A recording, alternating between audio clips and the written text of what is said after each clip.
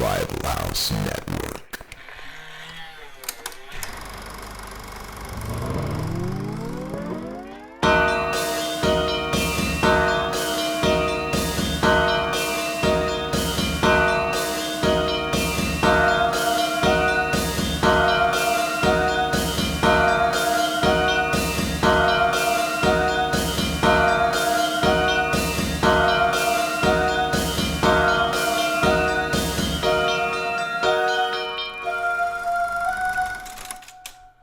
What's up, everybody? Enema back for this month, and now it's my turn. Because last month we had Riverman guest, and he had made us watch Waterworld. And he fucked up the whole routine. He came along, he said, we're going to fucking watch Waterworld. We're going to watch Kevin Costner drink his fucking piss and be fucking retarded, be a fucking idiot fish and shit. It was a great film. It was. It's not a good movie.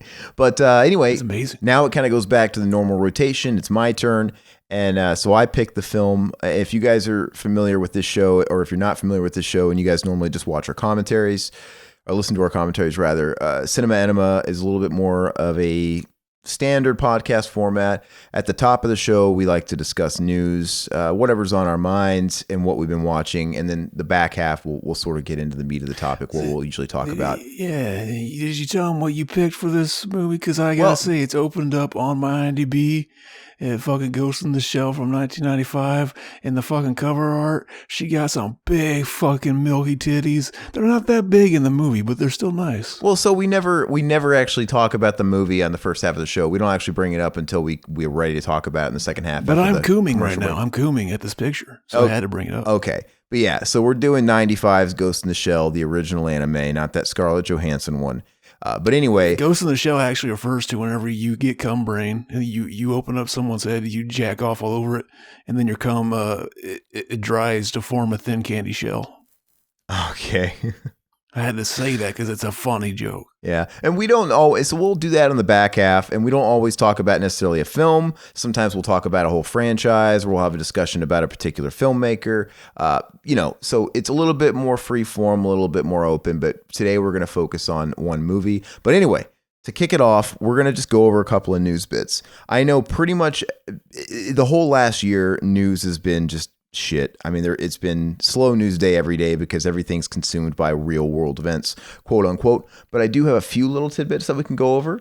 Actually, before I forget, Zach has one. Beavis and Butthead. Talk about that Beavis and Butthead. Coming back for a fucking new movie, a new fully film. Not since Beavis and Butthead Do America have they came back in fucking this big form. But they are coming, and it's going to be on Paramount Plus, the streaming service, baby. Which I got to say, I'm actually intrigued. They have enough stuff coming to the table that I'll at least get a trial. I mean, I don't know if I'll end up keeping it, but Beavis and Butthead movie is going to be day one, and all this other stuff to talk about. Will it be a direct sequel? Will it be Beavis and Butthead Do New England or something?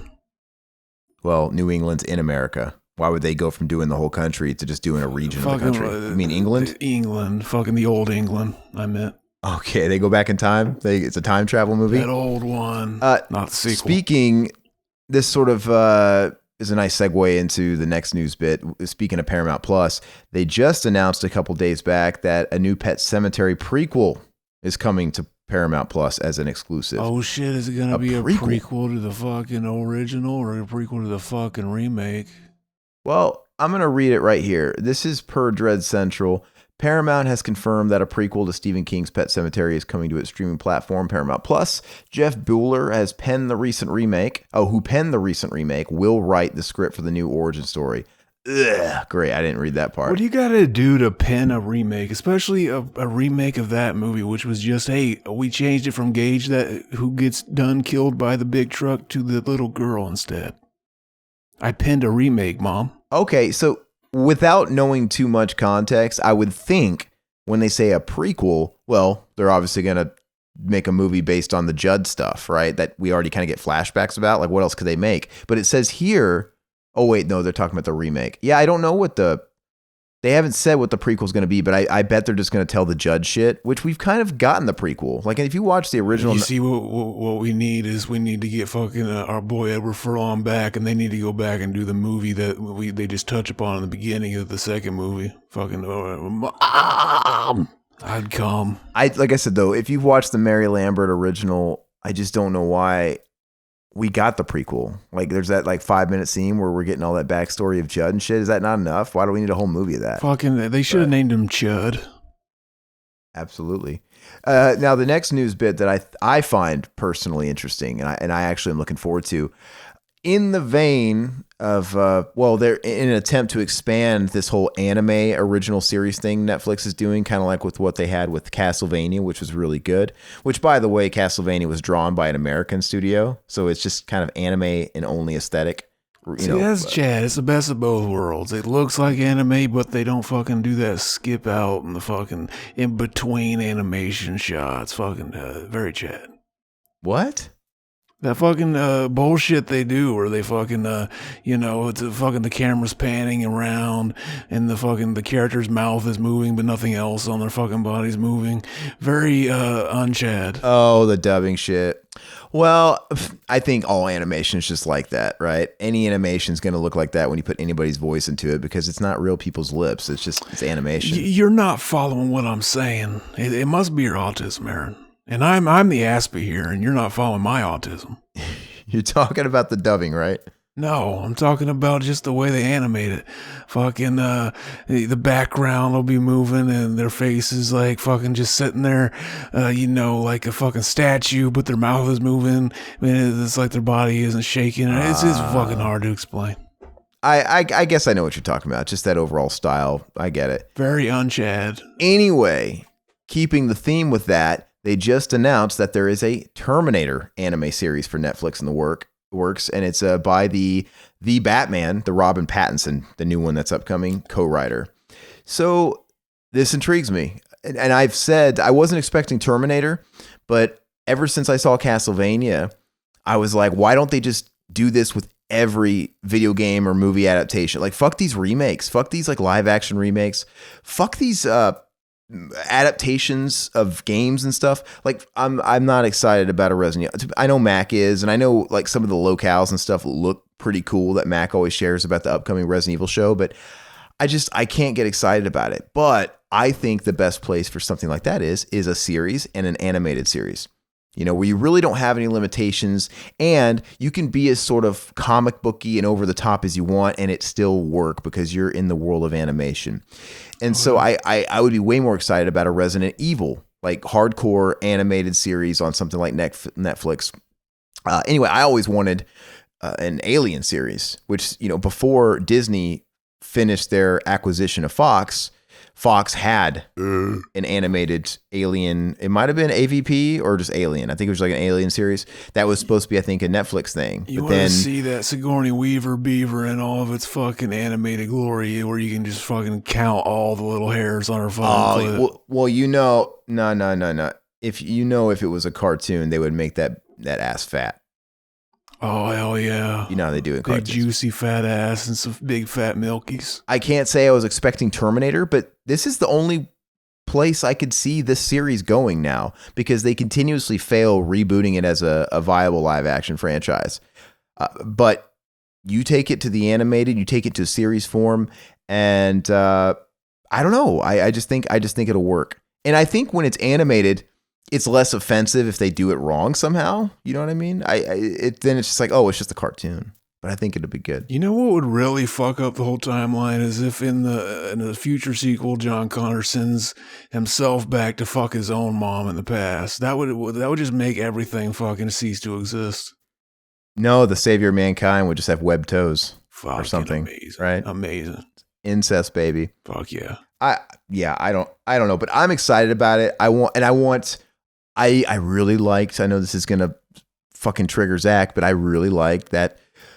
I really like what Warner Brothers is doing, right? With I'm not a fan of DC really, but I watched the Batman versus Turtles thing and I watched the Mortal Kombat, Scorpion's Revenge, and it kind of falls suit with that, the Batman movies and the Superman movies they put out, but it's their home video animated movie line. and they're great, man. I love them. I'd like to see a whole series of Mortal Kombat in animated form because to me it works so well with animation. So maybe if it's like a pseudo fucking porno where they're fucking their moms and shit, and fucking like Sonya's fucking Jax's mom, and like he fucks her and she's like changing his diaper and shit. That'd be dog. Okay. Anyway, I'm excited about it. I don't know if it says here when it's going to come out. I don't think we're that far ahead on it yet, but it'll be. I'm down. I don't know if they'll tell a new story or if they'll incorporate old classic characters.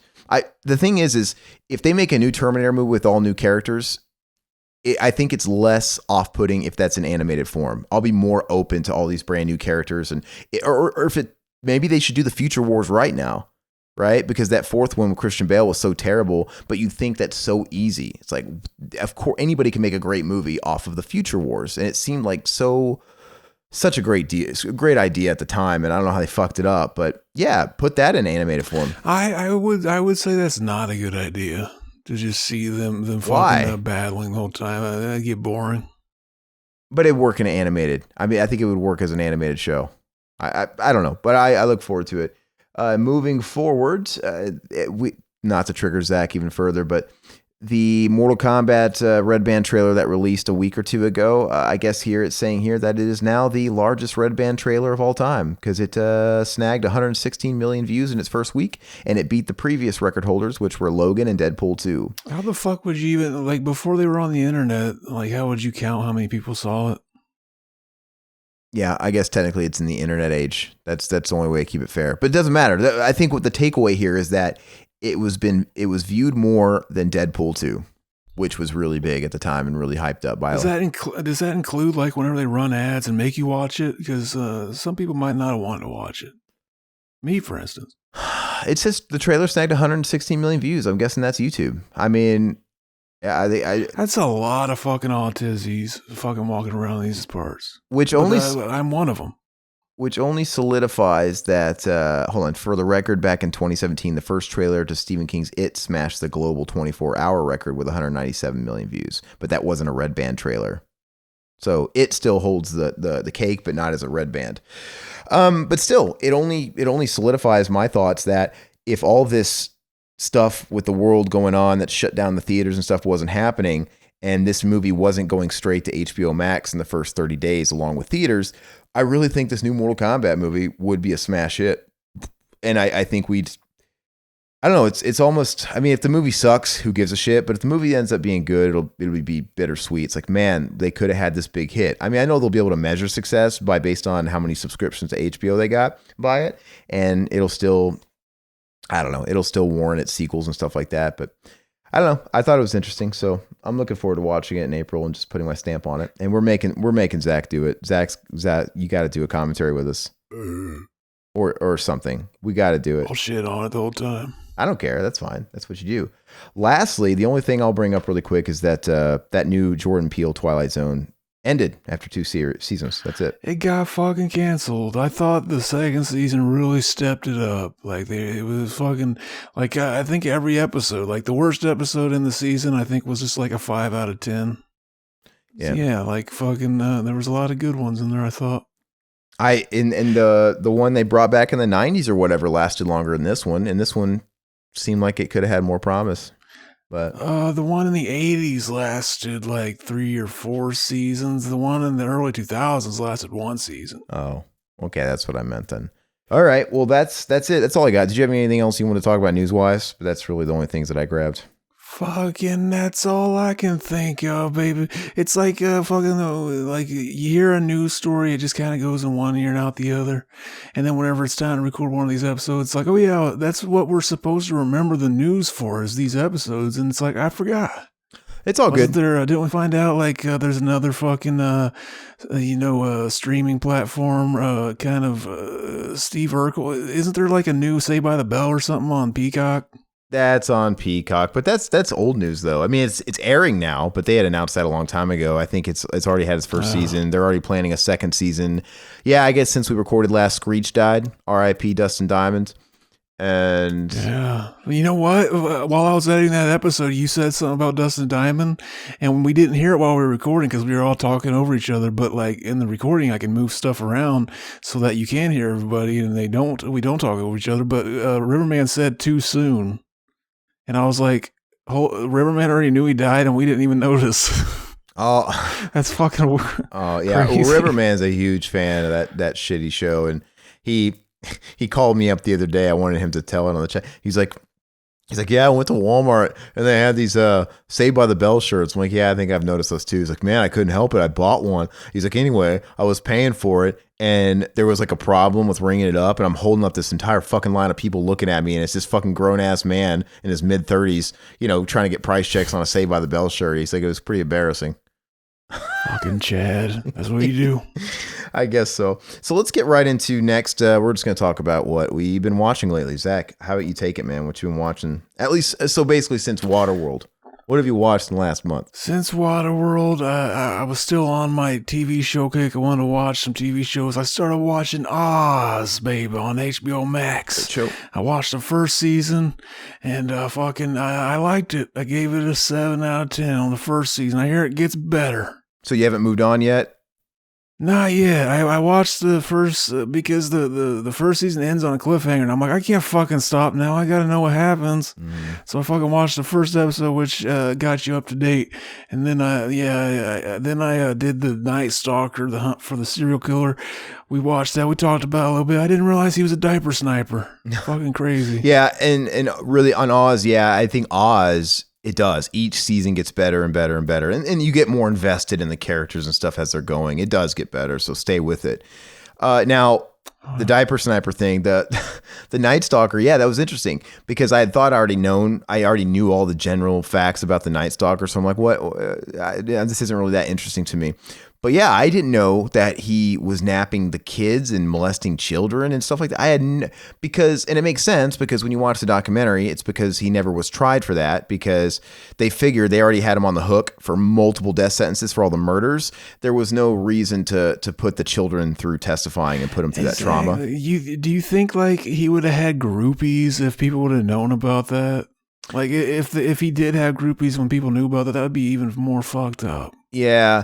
Well, I mean, that's exactly why we don't know that. We didn't know that going into it, just because the history books are going to go off the trials, right? He was convicted murderer. They didn't even bring the molestation and the rapes and stuff like that to trial, so you can't even say he was accused. You can't say he was acquitted. It just didn't exist. What a waste of a perfectly fucking good Chad jawline. Okay. That motherfucker. All those missing teeth and shit. But Chad ass jawline, though. Yeah, what a fuckface. What else you been watching? I rewatched Deadly Games, the fucking Home Alone, before Home Alone movie with the killer Santa Claus and the kid, French movie, because he did that on the Joe Bob Christmas episode of Joe Bob. So that was fun. Didn't you watch that prior, though? Because that's not... I did. But you didn't bring it up on the last episode, then? I watched it like last Christmas. This was a while back. Oh, but you just didn't bring it up on the last episode is what you're saying? I think I just watched it later than it aired. Okay, because I watched it too, and I think I brought it up. Okay, whatever. Go ahead. It was a good movie. I thought it was surprisingly good. And I watched Christmas Evil. And this is one there's another Joe Bob one. And it's a movie that it's a memorable movie that I always remember liking more than I end up liking when I rewatch it. And the pacing's a little off for me, but I still enjoy it overall. And it's one of those fucking weird ass endings. It's just like people either love it or hate it. It's a 6 out of 10 for me. For some reason though, I want to say every time I watch it, I like it a little better. But I don't know. Yeah, I watched Savage Streets because we did a commentary on the fucking movie Graveyard. That'll be coming out soon, baby. And I watched Tammy and the T-Rex. I watched it a couple years back, the PG family version.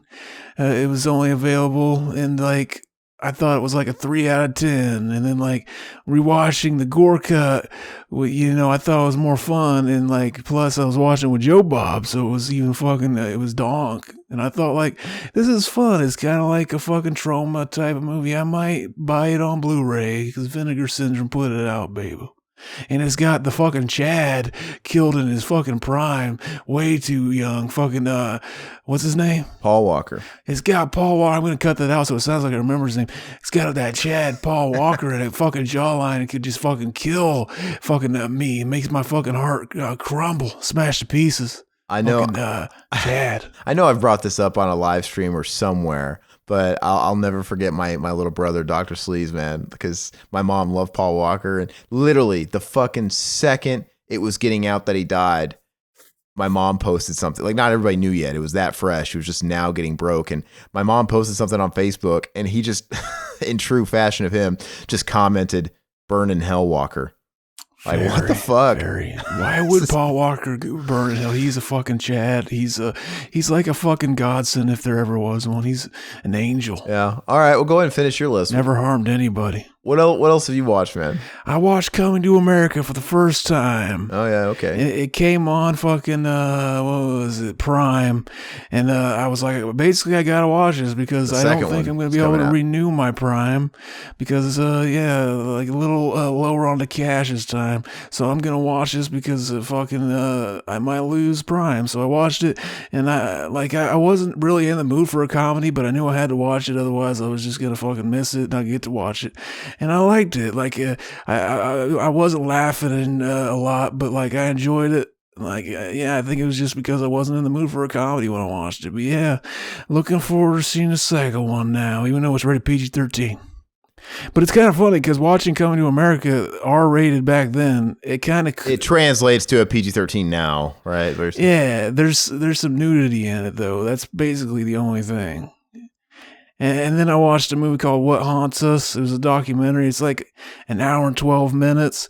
And it was about like basically this girl, she finds out that some kid she went to school with killed himself.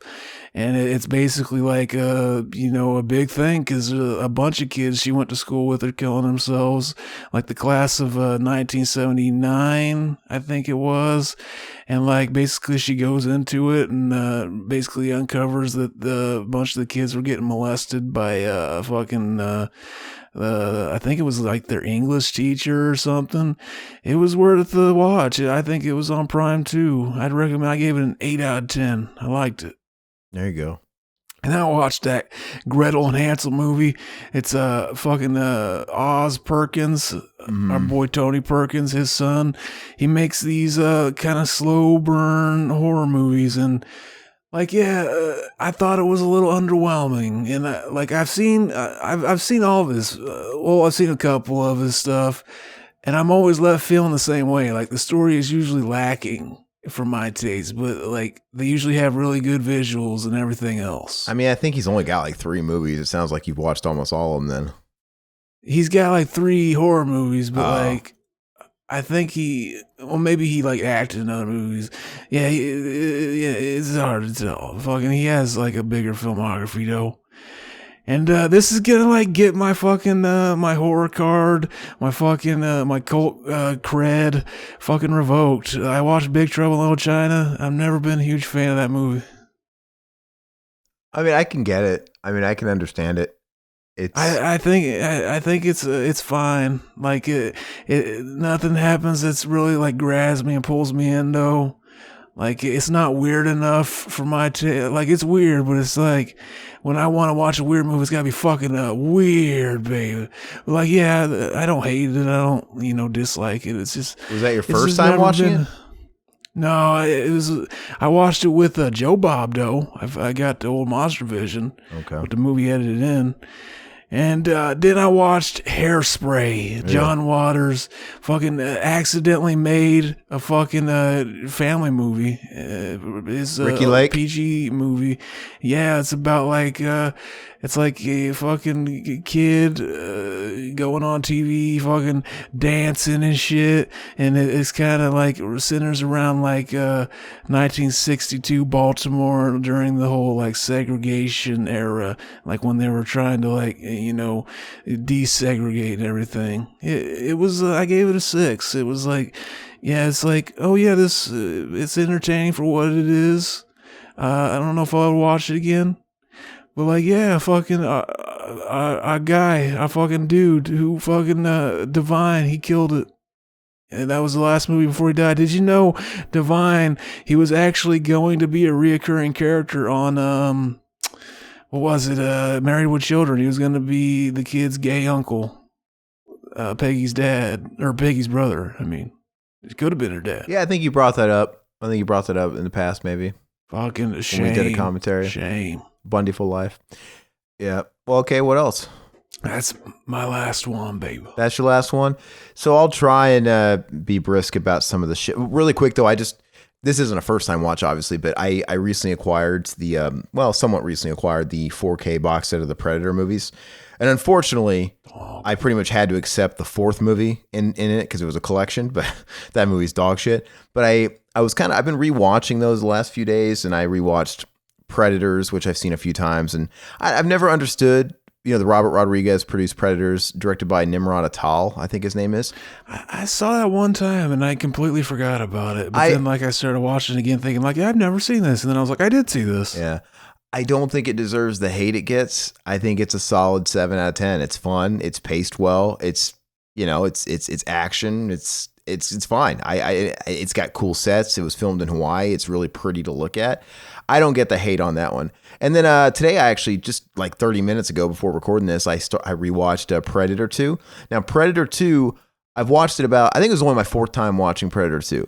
I always want to go back to Predator 2 to see if I like it more than the last time I watched it, because it's one of those flicks that I want to watch.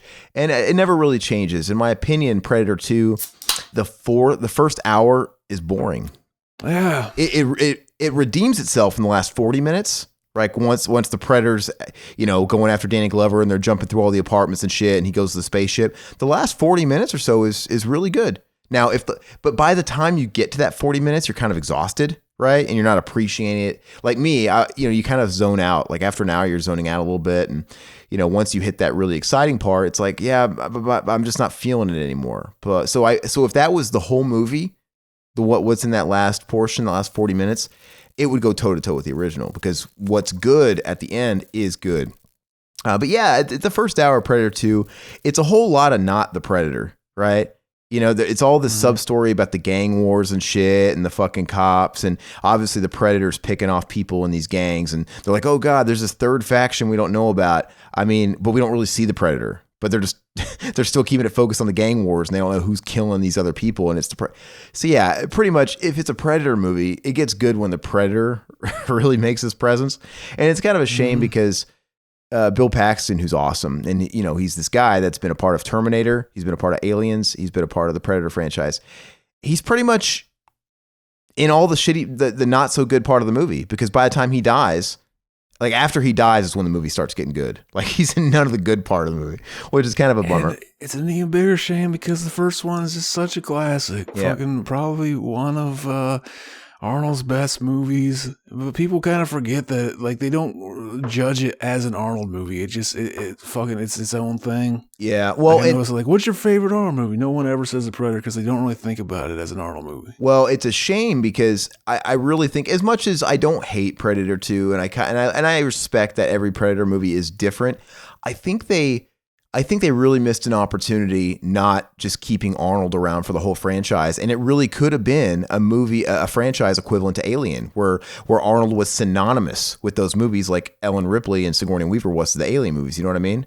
Mm-hmm. And it's like the possibilities. If Dutch just would have came back, even if it was Dutch in LA, whatever, like keep moving the series along and making them different, but always have Dutch be that guy. Because, what if it was like Alien, where Dutch was the one that they couldn't beat, right? It was like that final girl. It's like Nancy and Freddie. Oh yeah. I think the possibilities would have been even better. And now, fast forward, when we had a new Predator movie, or we had the Predators from like a decade ago, you just would have expected Arnold to be in it because it was his franchise. And he would have been truly neck and neck with Stallone in having 2 franchises under his belt. I mean, Arnold's got a ton of classic movies, but he's got that one big franchise, Terminator. Halloween Kills guy's got to come in and make the new Predator sequel that takes place after the first movie. Disregards all the other sequels. Yeah, so it's a real bummer. But anyway, aesthetically, I like what Predator 2 does. It is cool. I like how silly it is. It's very cartoonish, right? The acting is cartoonish, and you got people like Bill Paxton in it. I know there's one-liners and silly shit in the original Predator, but the Predator stays pretty focused in its horror and stuff, and in its action.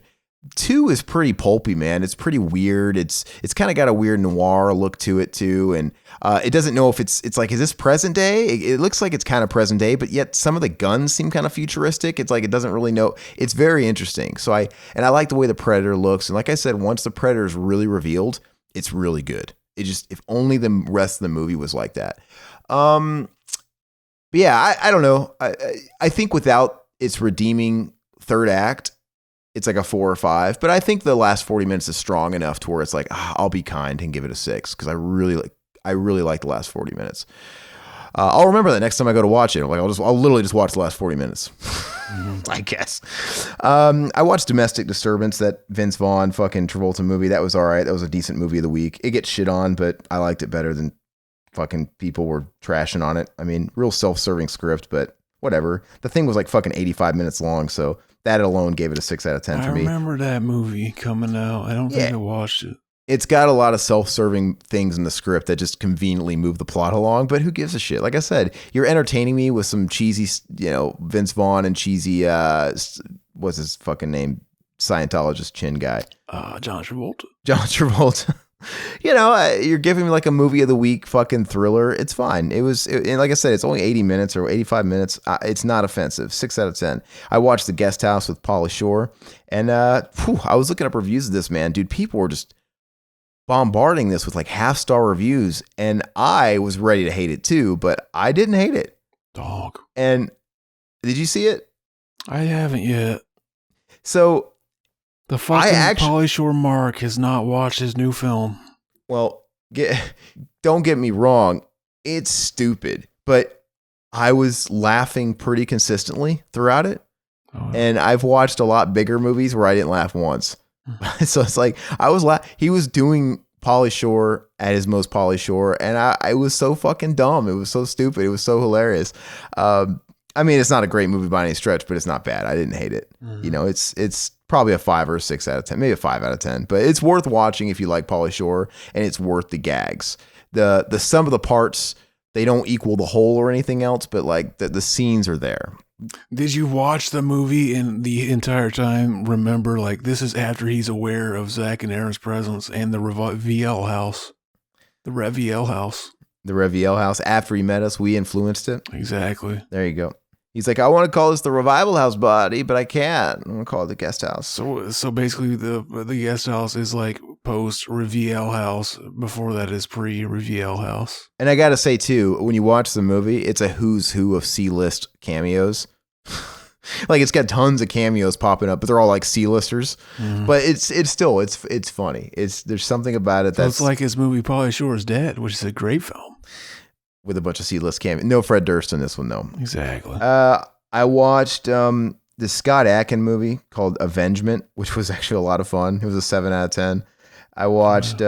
I was on a Scott Atkins kick, getting caught up on his shit. I watched both on Netflix, The Debt Collector and the sequel Debt Collectors. Those are both fun. 7 out of 10. They were consistent if you like action movies.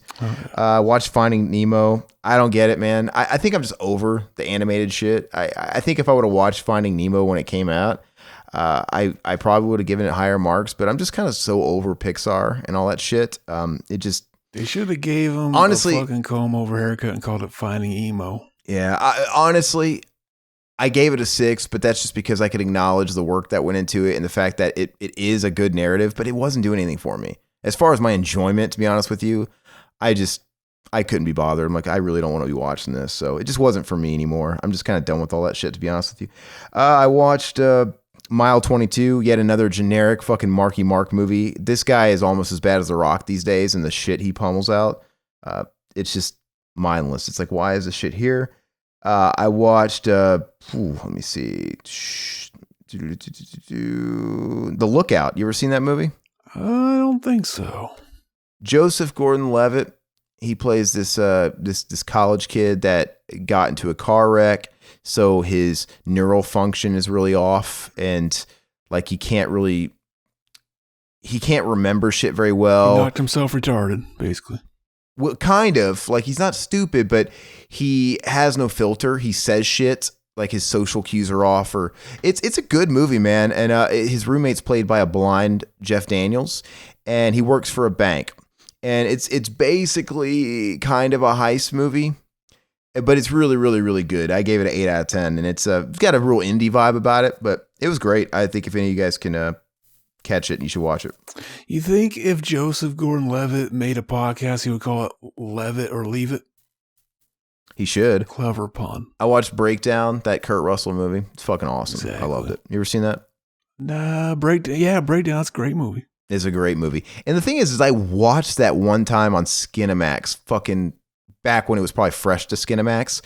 And it's one of those things where before I started watching it, I'm like, I can't remember if I've seen this or not. I want to say I have. And as I was watching it, I'm like, oh yeah, I've seen this, but I still don't remember everything about it. But it was fucking great. I'm surprised I didn't remember it because it was really good. We're trying to have sex with his hot wife. Yeah. And it's just, I like those really small contained movies because it was really simple. Super simple movie, but really, really effective. I watched that documentary Console Wars.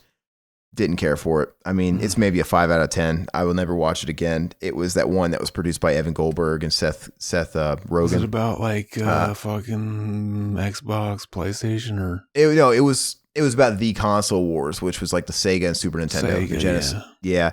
And it just, every documentary that comes out, they always touted it as if it's the most comprehensive documentary out there, but it's not. Like, it was terrible. They played it more like an underdog tale. They played it from the perspective of Sega taking down Nintendo and in their favor in an underdog story. But they just left out so much shit, and it was a little bit more leaning to Sega. Sega wasn't the underdog. Sega had all the fucking like bells and whistles. Really, fucking Nintendo was the underdog. I mean, Sega didn't make it. Yeah. Yeah, so I mean, Sega. Remember all the fucking commercials? Sega does when Nintendo don't. Like, oh, it's so much better because it does better graphics. That's all you need, baby. Well, anyway, we'll see. Nintendo owned the space, and they were bullying the market, right? They were, when anybody else was trying to get into the market, they were using their big dick energy, threatening these retailers. Like, well, you know what? If you carry this person's product or these person's game, remember there's that whole Tengen thing too, those carts. Right, that were making carts that were not licensed through Nintendo's proprietary cart manufacturing, going outside of them. Like, if you carry anybody else's shit, we'll pull our products. And they pretty much own the entire space, so they bullied all these retailers into bending to their will. It's like, well, we don't want to lose Nintendo, so we're not going to have anybody else. That is very beta. Sega fucking challenged it, and they actually. That's why they were the underdog. They penetrated it, and they got an equal space. They obviously didn't end up lasting in the long run, but the story itself is interesting, but the documentary didn't present it. It just wasn't very good. I didn't like it. It just could have been better. And like I said, it's one of these fucking things where it's like, you guys glossed over so much. You didn't go into this. You didn't go into that. Why do you guys keep these fucking things at 90 minutes? If there's a story to tell, make it a long documentary, for fuck's sake. Just like what I don't understand the pressure. I can understand the pressure of keeping something at a certain length if it's a theatrical narrative, a movie, but it's a documentary. People are watching this shit at home, man, and they're not. Just make it 3 hours if it needs to be 3 hours. Mm-hmm. So I watched. Let's see here. This other Netflix action movie, Michael Jai White and Scott Atkins, Triple Threat, and Tony Jaa. It was all right. It was like a 5 out of 10. Wasn't that good? Fucking Tony Jaa. Hell yeah, fucking Rastafari, blaze your weeds up for Jaw. I watched Prospect. It was this sort of indie sci-fi movie that came out a few years ago. It stars that dude that's, basically in The Mandalorian and stuff. It was very indie sci-fi. It's kind of really small, contained movie. It was pretty good. It was a 6 out of 10. It's worth watching. I watched Double Dragon for the first time after hearing... Amazing film. Dude, that one definitely lived up to its reputation. It was a pile of shit. It was a 3 out of 10. And I'm only giving it a 3 out of 10 because I actually was able to finish it, but it was not good. What about fucking Alyssa Milano looking like Slim Shady? Yeah, oh yeah. It just wasn't good, man. I watched the Poltergeist remake. Pooh. Yeah, I watched that the Poltergeist remake was shit, dude. It's a 4 out of 10. You know what's funny? If it wasn't called Poltergeist and it was just a fucking random ghost story, it probably would have been remembered more fondly than it is. What a total waste of Sam Rockwell. And it was clearly made when he had a dip in his career, right? He wouldn't be making this shit or agreeing to do a remake of a classic after doing 3 Billboards or after doing Richard Jewell or something. You know, he's made a bit of a comeback. But yeah, it's just the epitome of remakes during this era. It's pointless. It was absolutely pointless. They changed a couple little things here and there, but it was almost shot for shot. I mean, they took out like the furniture in the kitchen scene and little things, but for the most part. There was one interesting idea that they did, and it went nowhere, if I remember right, where they like fly a drone into the fucking alternate dimension or whatever. Yeah. Or something like that. Waste of space. I mean, just total pointless fucking movie. Let me see what I got here. I watched True Romance for the first time. Never saw that. No, I never saw it. It was one of those ones I just never saw. I liked it. It's a 7 out of 10. You can kind of tell it's early Quentin Tarantino writing. Like maybe he's not quite what he would become, but I found it enjoyable. I found it fun, you know? So Dennis Hopper was a lot of fun in that. You like them Arquette tits? Did she show her tits in that? She didn't. Yeah, I didn't think so. She should have. You like Alexis Arquette's tits. Oh, fuck yes. You like that Alexis Arquette dick and tits. Hell yeah, it's fucking sex. I watched that Louis Leterrier, as I say his name, joint, Unleashed with Jet Li. That's been on my watch list for fucking years and years and years, and I finally watched it. Bob Hoskins, the late Bob Hoskins was in that. And it's good. I liked it a lot, man.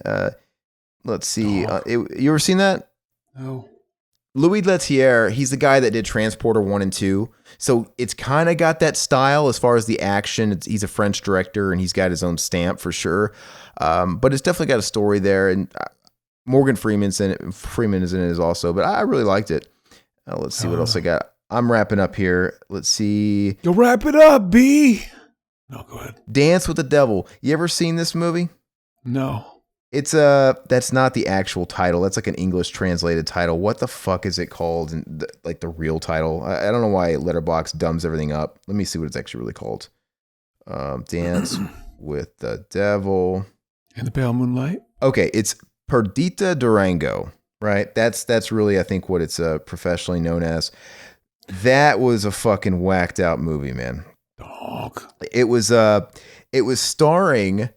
What the fuck is that guy's name from No Country for Old Men? That fucking Javier Bardem or whatever his name is. And it was starring Rosie Perez. And it came out in 97. And it's just weird. It's a 5 out of 10. Like I was able to watch it and finish it. And I don't regret watching it because it was a mind fuck and it was interesting. But I don't think it's as great as it could have been. But it's like natural born killers mixed with fucking voodoo and all kinds of weird shit. Lots of weird sex and dog. It's really weird. Did they fuck a voodoo doll? No, they didn't. If you fucked a voodoo doll, would the real person get pregnant? I want to know. I don't know. That's amazing. A good question. I don't know why I keep giving Will Ferrell chances, but I watched Get Hard. Dude, that's a shit movie. Dude, he's shit. Why is Will Ferrell? It's terrible. Is that the movie that did you see that Instagram video I posted? I don't know. I came home from work the other night and the TV was on. It was on like FX and they were playing. I think it was that movie because it had Will Ferrell and fucking Kevin Hart in it. And they were it was the TV edited version. And it's like a guy pulls up in the car and flips him off, but in the TV edited version, he's doing the peace sign. Mm-hmm. And it's really like they made it even funnier because it's the TV version. And they replace cuss words with funnier shit. And I was like, dude, TV versions are way better than they were when I was a kid. I'm pretty sure it made it better because this movie was not funny. You know, I watched it on streaming, so it was R-rated. I gave it a 2 out of 10. I was able to finish it, but I didn't laugh once. I thought it was super fucking try hard. Mm-hmm. And it was just a lazy comedy. And I don't know why Will Ferrell keeps getting work. I don't know why he's still sustained in the industry. Because he's feral. Like they had to give him a job. They'll fucking bite him and give him the rabies or whatever he's got. Last but certainly not least, I finally finished my Miyazaki Studio Ghibli era directed films. I watched Castle in the Sky, which was fucking great. That was so good. 1986. That was I think that was his very first with Studio Ghibli. Then came My Neighbor Totoro. And if you watch Castle in the Sky, and the whole time I'm watching it, I'm like, oh my God, this is like this movie, 1986. This is what inspired. You ever watch something that you realized, oh my God, this was like the inspiration behind all the shit that I grew up loving? Dog. Exactly. Right? Probably kind of like the movie we're going to talk about a little bit. But Castle in the Sky, this is where Final Fantasy got airships from, and this is where steampunk was kind of birthed in all these like Japanese role-playing games. It all came from this, and I'm watching it. I'm like, holy fuck.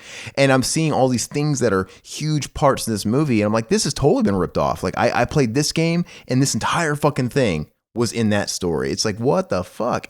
And then after I did my research and confirmed that all that stuff was the basis. Like, this was influenced by Castle in the Sky. This game was influenced by Castle in the Sky, and it just blows my mind. But it was really, really good, and it's some of the best music I've ever heard in like an anime. The music is so fun. Even the music sounds like Final Fantasy music or something, almost MIDI-like. It's so good. And then lastly, I watched. I wrapped it up with the last Miyazaki movie he did before he retired. I know he's making a new one right now. He came out of retirement, but The Wind Rises from 2013, 2014 is when that came out, I think. That was really fucking good too. It was really, really, really good. It was Pixar and Disney, they can't do what those Ghibli movies do as far as making adult movies in animated form and making like a really convincing drama. But so anyway, those are really good, but that's all I got. All right. Anyway, that's all we got for that. I guess we're going to take a little break, and then we'll come back and we'll talk about the film of the hour.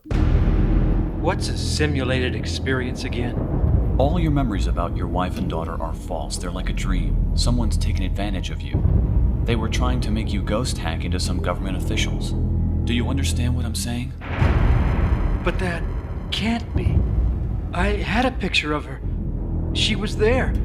The truth is, you've never had a wife or kid. Like he said, they aren't real. They're a simulated experience, a fantasy.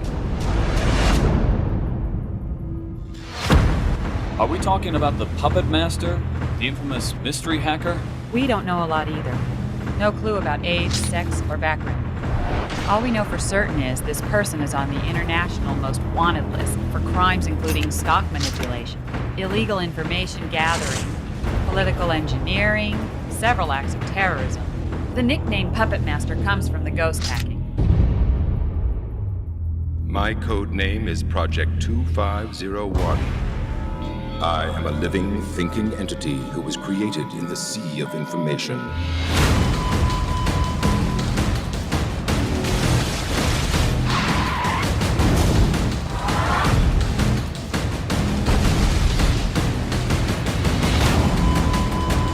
That's all it is. Information, even a simulated experience or a dream, simultaneous reality and fantasy.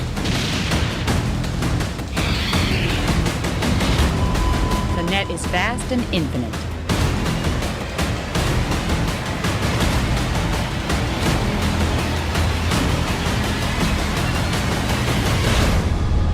Ghost in the Shell.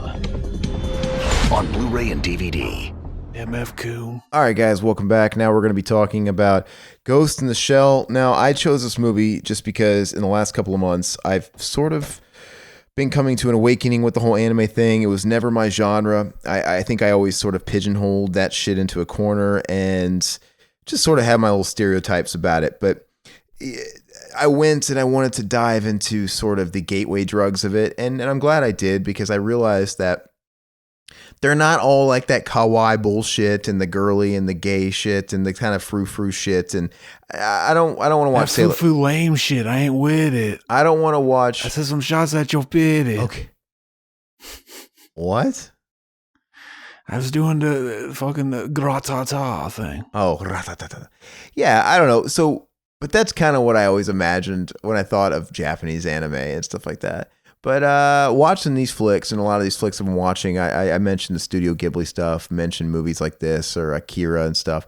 I know I sound like a noob to anybody that's well seasoned into this whole world, but I don't care. But watching them anyway, I realize, oh, well, these aren't necessarily, it's not fair to call them anime movies. They're just science fiction movies or good movies or whatever that happen to be animated. And as far as like the sci-fi genre, them being animated lends itself to it a lot and what you can do, because you don't have to worry about like a $500 million budget and pulling shit off with CGI because it's all drawn. Like whatever you can think, you can produce. Right? Yeah, like calling them anime movies is like calling like a retarded kid. It's like, it's not a retarded kid, man. It's a fucking kid that's retarded. Okay. I'm just fucking playing. I'm trying to Jeez. fucking sound like the total asshole who hates the animes.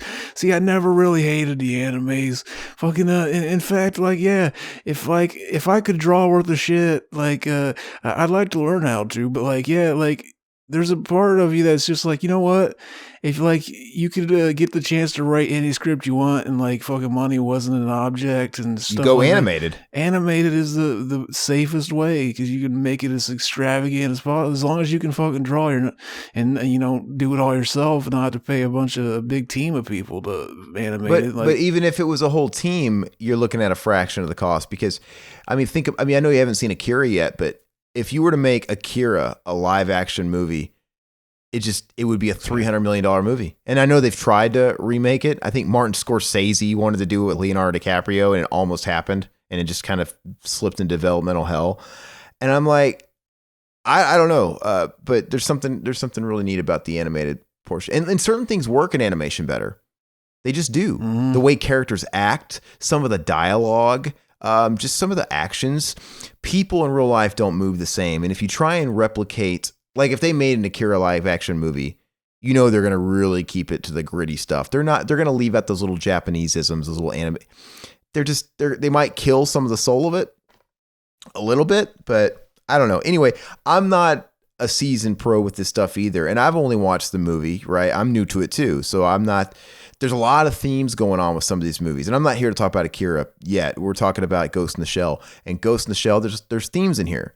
My biggest takeaway from Ghost in the Shell is all the different, I'm not even saying I even caught all the themes. I think there's a whole study behind this type of movie, but my thing is I'm fascinated with, you can watch this movie and you know, oh shit, the impact it's had on stuff that came out after it, right? hell yeah. And just the influence of, and it helps break that stigma of animation, right? It's like, wait a second. These movies like Akira, these movies like Ghost in the Shell, and even these Ghibli movies, the reach is really broad. It's not that fucking weird manga audience. Or that kawaii, that weird bullshit shit. It's grabbing people like James Cameron, and it's all these other big Hollywood directors out west that are like, oh my God, this is a really good idea. I can somehow, yank this and incorporate it into a sci-fi blockbuster over here and it work. But anyway, I'll go ahead and give like a little basically just for people that don't know, Ghost in the Shell is a 1995 anime cyberpunk film directed by Mamoru Oshii. oh shit. Yeah. Oh shit. The film was written by Kazunori Ito and based on the manga of the same name. The film is set to 2029 Japan. It follows Mataku Kusanagi, a cyborg public security agent who hunts a mysterious hacker known as the Puppet Master. The narrative incorporates philosophical themes that focus on self-identity and the technology advanced world. Let me see here. It inspired the Wachowskis, creators of the Matrix films, James Cameron, Ghost in the Shell 2, Innocence, it says Oshii directed Ghost in the Shell 2, Innocence, billed as a separate work and not a true sequel. And in 2008, Oshii released an updated version of the original film called Ghost in the Shell 2.0, featuring new audio and updated 3D animation. So I'm pretty sure we watched the original. not updated. We watched the original. Yeah. Exactly. What did you download I bought the 4K. I just kind of went in blind and I bought it on sale during the holidays, and it's gorgeous looking. It's really cool too. That's another thing too, is a lot of those animated movies, man, time is kind to them, right? The 4K of Ghost in the Shell is gorgeous. The restoration 4K of Akira, which is even older, Akira's 80s. Yep. It's gorgeous. And the Ghibli movies are like another world. They're just absolutely breathtaking. And the movies that came out in the 80s are just as beautiful as the ones that are coming out now. It ages so fucking well, which is probably why certain types of video games age better than like 3D shit. Yeah, it's just like the pixel art or the cell shaded shit, the stuff that's more animated. You could sit there and compare why Mario 64 looks better than looks worse than Super Mario World, right? You could probably compare that to Toy Story.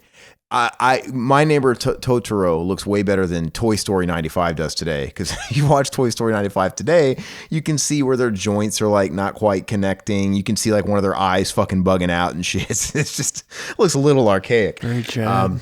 Yeah, so there's just something about it, man. And when you watch those Ghibli movies too, like all the skies and shit look like they're watercolored. I mean, it's real timeless shit.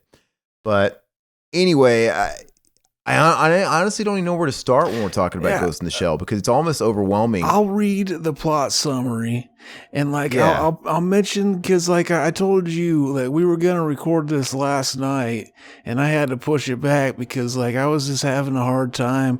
Well, my week's been all fucked up. But did you talk to Mac? Did he mention like what happened? Nothing. Mac hasn't said anything to me. Yeah, go ahead and talk about it. Preface everything. So yeah, like our longest living grandma died, and we went to the funeral and everything. This whole week was just crazy for me and everything. And then like coming back and like trying to get back to normal and watching the movie. Like, I was having a hard time staying focused. Like, my mind kept wandering and stuff. It was hard to watch pretty much anything. But, like, yeah, I'll go ahead and read the plot real quick. It says, in the year 2029, technology has advanced so far that cyborgs are commonplace. In addition, human brains can connect to the internet directly. Major Mutaku Kasanagi, that's the main character. She's got the big milkies. She's an officer in Section 9, an elite secretive police division that deals with special operations, including counterterrorism and cybercrime. And she is currently on the trail of the Puppet Master, a cyber criminal who hacks into the brains of cyborgs in order to obtain information and to commit other crimes. Oh yeah. So yeah, basically what I kept thinking of while I was watching the movie was like, you know, basically the plot, it touches on things that like really make you think and stuff, like kind of like, oh, what does it mean to be a human? And like, I was thinking about stuff like, you know, at some point in the movie, it's revealed that like the AI can basically simulate like morality and all this stuff, right?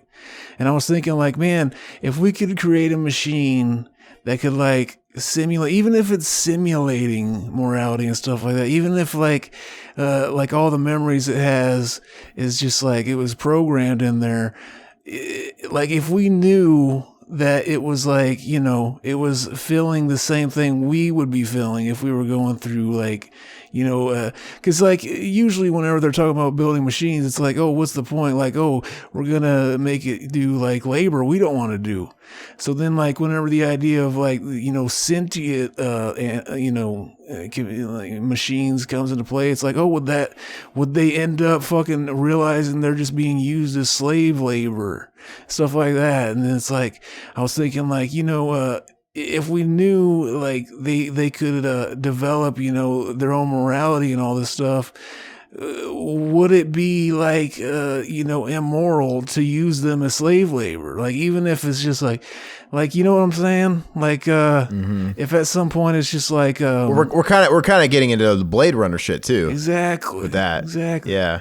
So like if we could like unscrew their brain and know like like, oh yeah, they're really going through like, you know, all the shit we would be going through, even if it's simulated. Like if it's real in their mind, would it be moral to put them through that? And like, as opposed to like if we could read their, you know, read right into their brain or their AI and find out like, oh no, it's essentially they're just they're saying it's like that to manipulate us, and essentially it's just like if we turn them off or something, it'll just be like unplugging the toaster or something like that. Yeah, it's weird. I was thinking about stuff like that, and that's basically how I was the whole time watching the movie first time. And then like, yeah, so like whenever I rewatched it, while I was actually paying attention, I was like, oh, they are touching on stuff like that in the plot.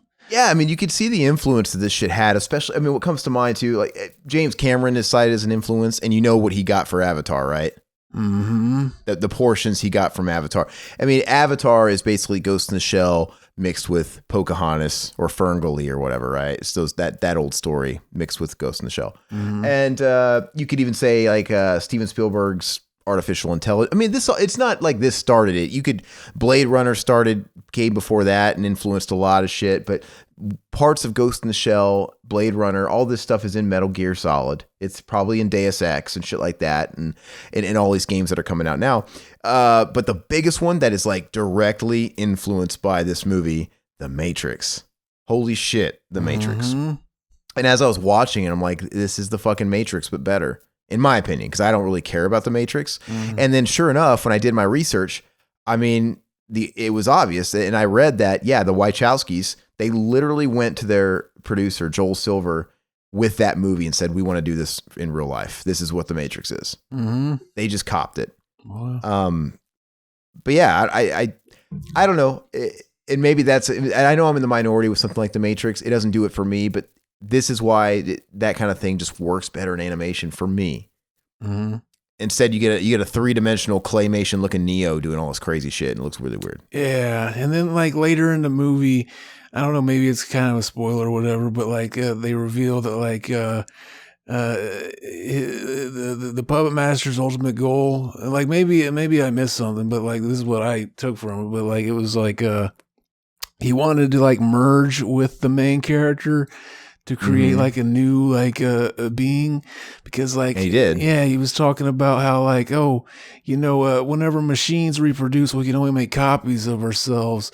When a human does it, it's like fucking, you know, like basically it was set up to like, oh, if somebody wanted to wipe out all the species of machines, they could just make one virus, and because it's all a copy of each other, it'll work the same way and kill them all the same way. But with humans, it's like there's different variations in their DNA and stuff, different, like, you know, so like that, it's making them constantly evolve to like better adapt and stuff. So like in a way, machines are better than the humans are better than the machines will ever be.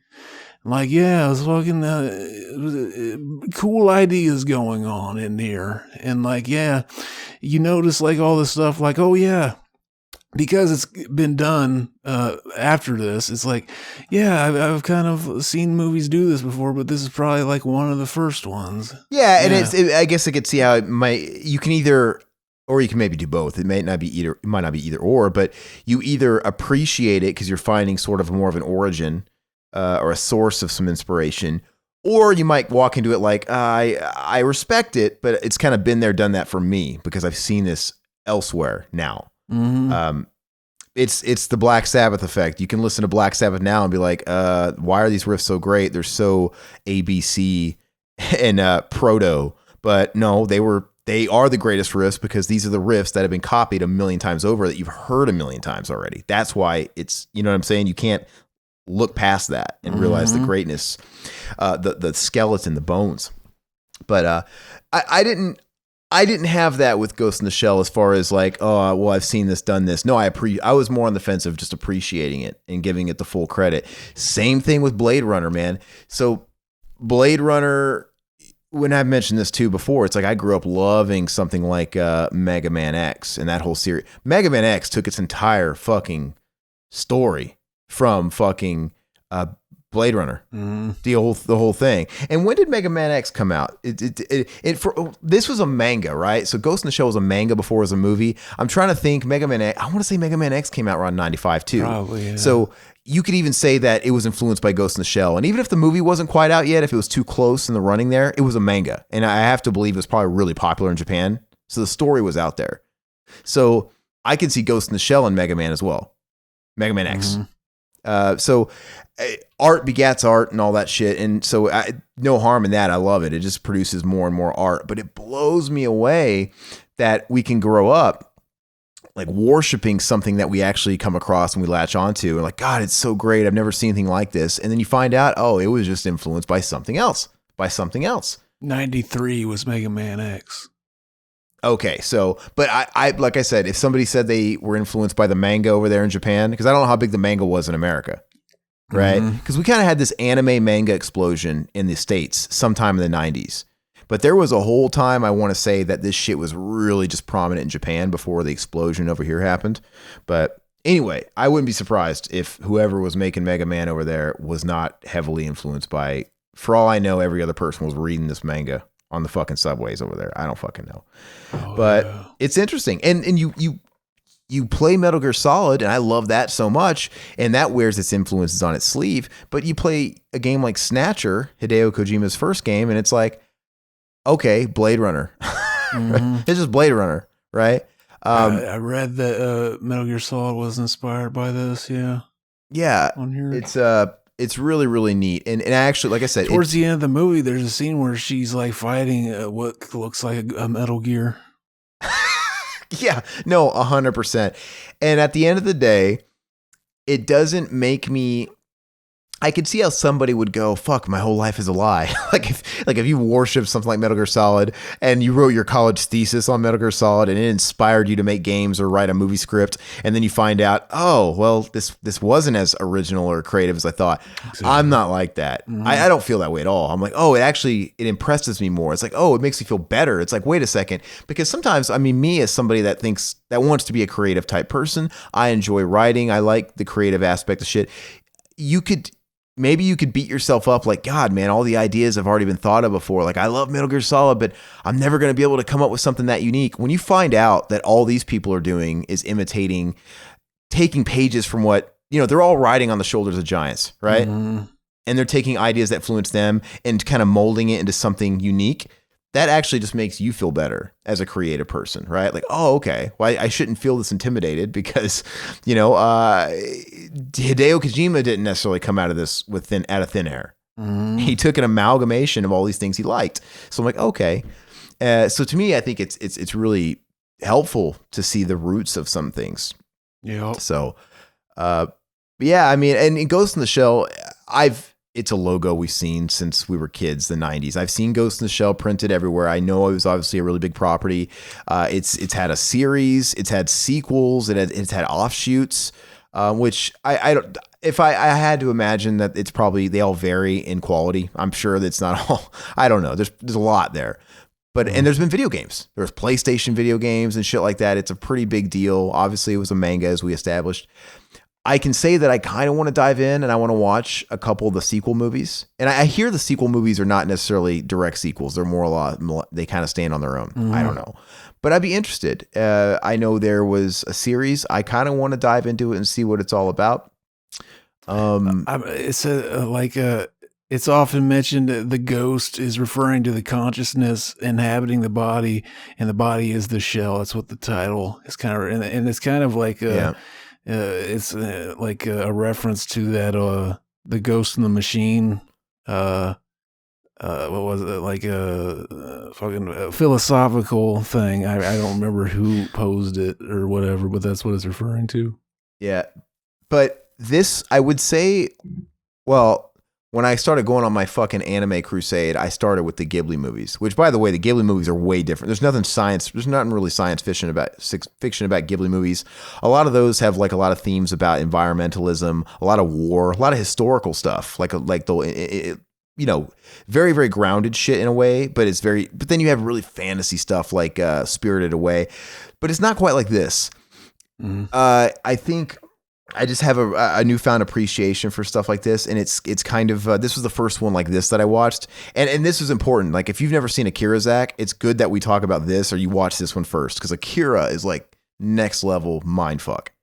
Oh, this is a little bit easier to follow just because of the movies that came after it that we know so well. Now let's remove the Matrix, let's remove all these sci-fi properties that we love, let's remove your Metal Gears and all that shit. And if we had never seen anything like Ghost in the Shell, maybe this would be even more confusing. Like, what the fuck? Mm-hmm. But we have all these reference points now. Watch Akira, man. Akira really is its own animal. It's really fucking out there. And Ghost in the Shell, what I really liked about it is that it does have a real tight runtime. Isn't it like only like 85 minutes? Hour 27 minutes, I think. Yeah, it's real tight runtime. It's a good easy watch. It's real fun, and it's a lot to take in as far as like the world they're building and the themes. So it's kind of good that they're not beating you over the fucking head with it for 2 hours plus. I like it, because it is a lot to swallow. So it helps it, dude. Fucking Akira's a tall drink of water, and Akira is really good too. And if you watch, but it's over 2 hours. It's really fucking complex. It's just insane. And if you watch. If you look up lists of greatest heavy metal albums of all time, right? Any magazine, any publication, any website, you can always bank what the top 3 are going to be. They might change that top 3, but you know it's going to be in whatever order: Paranoid, Black Sabbath, Master of Puppets, Slayer, Rain of Blood. It's really unoriginal, right? You kind of see the same answer. Look up anime, and when you look up the greatest animes of all time, whoever it is that's publishing the article, the top is always fucking Akira. Number 2 is always Ghost in the Shell. And number 3 is always like Ninja Scroll, right? Mm-hmm. It's the same. And it gets me excited to watch Ninja Scroll, actually, because now I've watched the other 2. But yeah, Akira is genuinely received as like the greatest. That's always like the benchmark. And this is always kind of right behind it. But I would really like you to watch Akira sometime. It's a fucking and it's even harder to sort of like swallow. It's not that's not a bad thing, but it's like a big juicy nut. You need to focus on that nut, get a beverage, get some dinner, have a seat, buckle in, invest yourself in it, and then you're going to be like... Might need to regurgitate it and chew it up a little bit more before you swallow it all the way.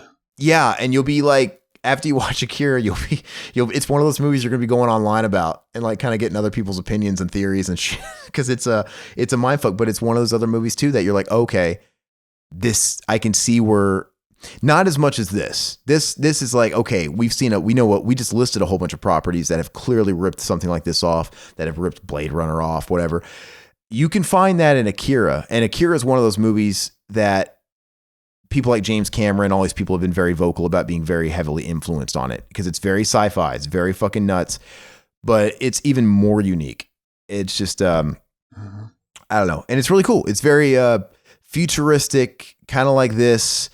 I don't know. I can't even describe it. I don't even know how to fucking talk about Akira, to be honest with you. You just have to watch it. But, and I think I have the 4K of that, and I think it has an all new dub in it, which is kind of a bummer because when I saw it, I did watch it one time back in the day with some nerdy friends of mine that liked anime, and I didn't really remember it because, like I said, it was a lot to take in. So, like as a fucking kid, I remembered a couple of scenes when I saw him, but all I remembered is that Cam Clark, aka Donatello and Leonardo and Liquid Snake played the lead character. And I watched this one and it was a whole new dub, which the dub was good, but I'm like, oh, it's not Cam Clark anymore. That's always kind of a bummer, but anyway. So neither one of us are proficient and professionals talking about this. We're both newbies when it comes to this stuff. I'm pretty sure there's a lot of, if we have any Japanese listeners or anime fans who are listening right now, they might be fucking rolling their eyes into the back of their head because we're such new betas with this stuff. But yeah, we're just dipping our toes into it. So you gotta forgive us a little bit, but what is your opinions as a novice to this whole world? What was your take from this? How do you score it? What are your likes and dislikes or appreciations or whatever? Kind of sum up your thoughts. I enjoyed it. I gave it a 7, baby. Yeah, I think I gave it an 8. But yeah, it's really good, man. The people that are listening on the Discord, they might be more savvy with this shit, and they're like, oh god, you guys are betas. You guys are like the kids that just discovered heavy metal and talking about how great the Black Album is. Ugh, cringe. right? Those types. But that is the equivalent of this. Mm-hmm. It's a gateway drug. I found a fun fact that says this is the first anime film to be released at the same time in Japan, Britain, and the United States. And its intended goal was to bring anime to a more mainstream audience in the UK and the US. It didn't do that, but it did become a sleeper hit on video and DVD.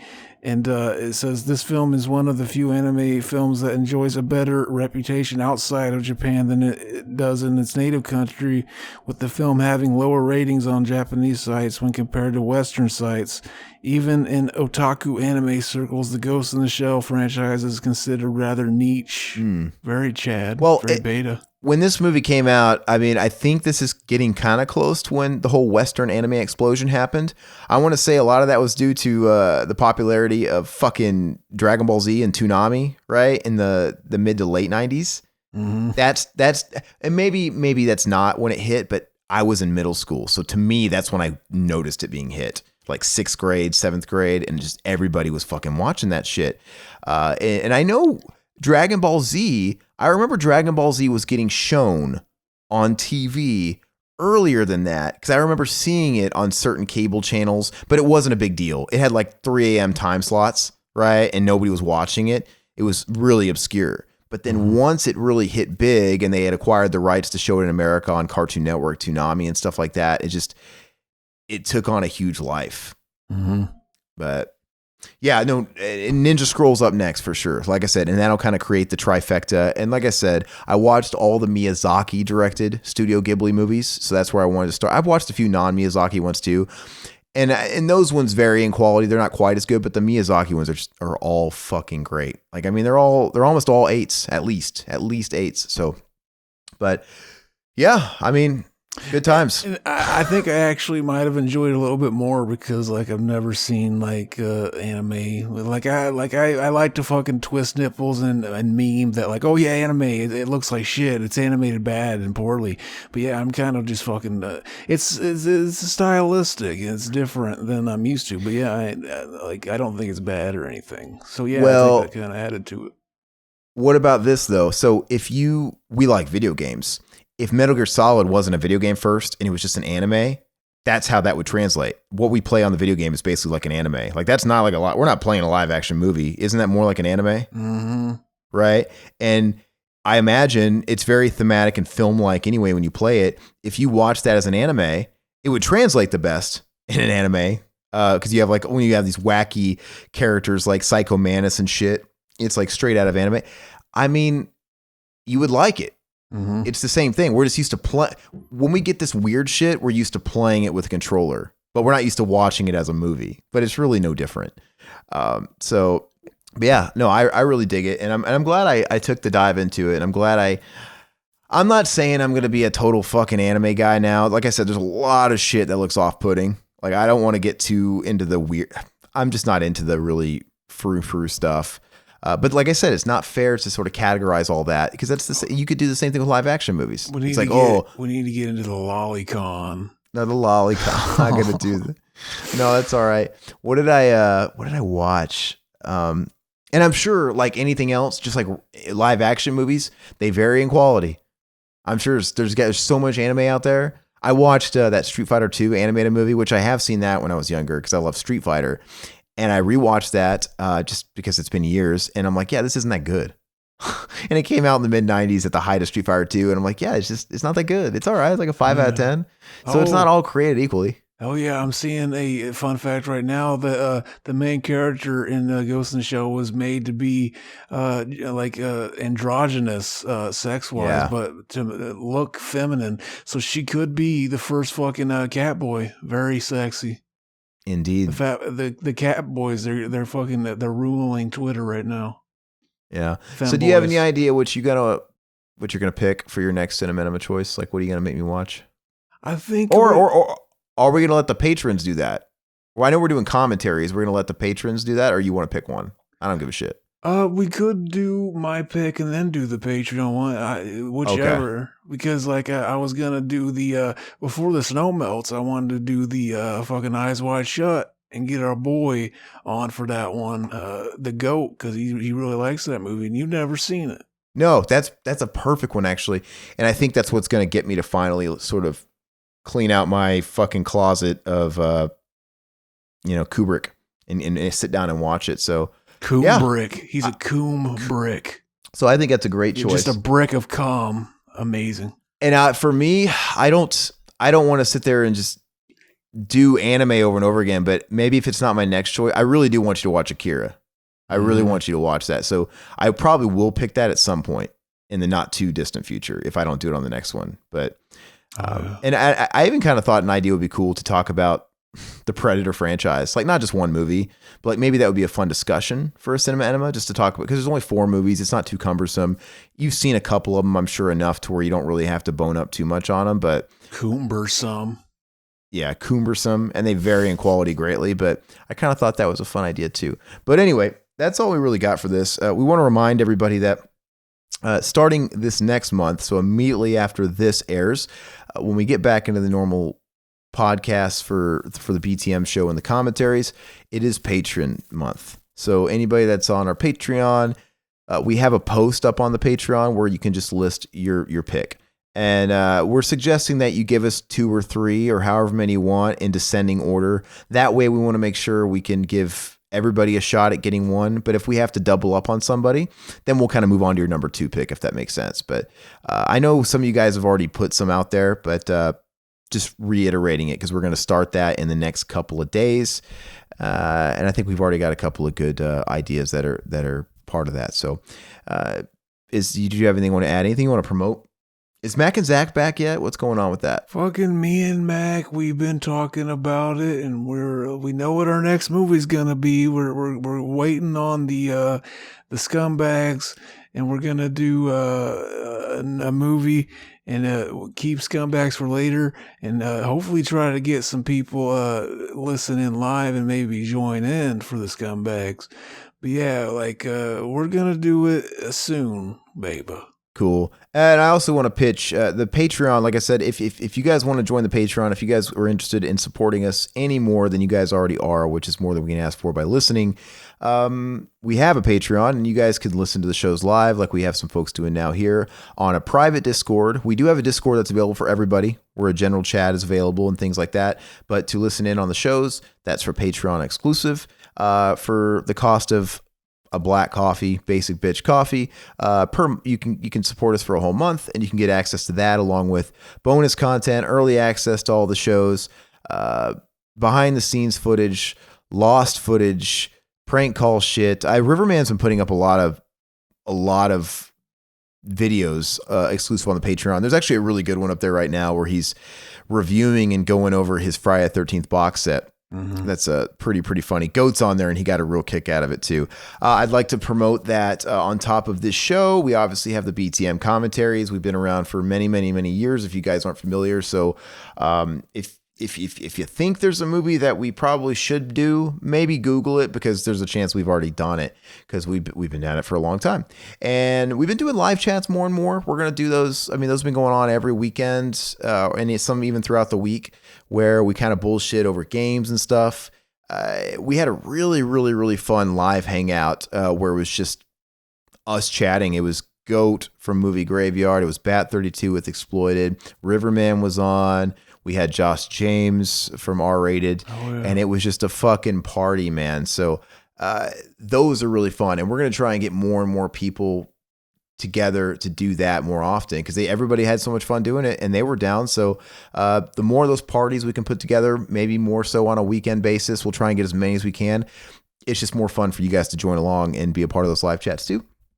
Other than that, if you guys are new to the channel, please make sure you guys stop a second, like the video you're watching if you're on YouTube.